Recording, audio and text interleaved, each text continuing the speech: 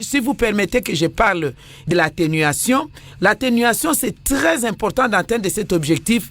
L'atténuation pour atténuer la température planétaire à 1,5 degré Celsius, ça nécessite donc de changer des comportements à utiliser des procédés non polluants. Je vous ai parlé de nos minéraux qui soutiennent la transition énergétique.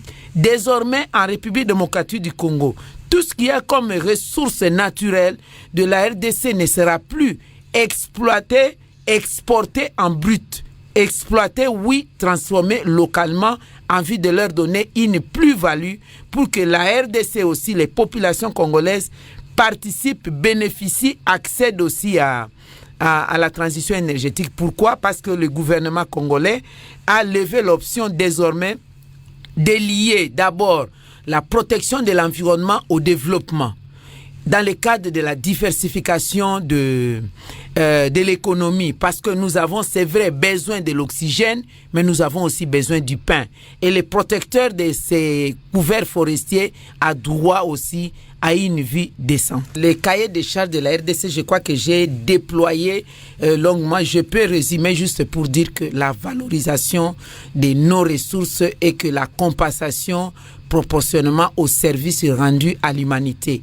La première étape, c'était d'abord de faire connaître qui nous sommes, qu'est-ce que nous avons, quelle est la valeur que nous avons. Parce que, ne vous en faites pas, il y a des pays du monde où moi je viens qui me posent la question de savoir vous venez d'où, le Congo se trouve dans quelle partie du monde.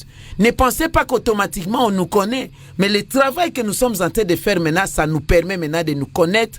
Si on ne connaît pas et que nous-mêmes nous puissions connaître notre valeur, c'est alors que nous allons amener ces données dans la JBCR. Et je voudrais dire aussi que bientôt là, je vais défendre le projet de loi où je suis en train j'ai proposé l'amendement de la loi portant principes fondamentaux de protection de l'environnement parce qu'il n'y avait pas la donne climat dedans. Donc j'y ai proposé, donc le ministère à travers ma personne, l'intégration de la taxe carbone et aussi l'intégration de l'institution de régulation des marchés de crédit carbone. Donc désormais, nous allons avoir un cadre légal et un cadre institutionnel pour que nous puissions bénéficier de nos ressources en termes de services rendus par nos couverts forestiers. C'est là où nous devons nous y entendre. Mais en passant, je dis que je suis déjà en train de capter le fonds carbone à Mai-Ndombe.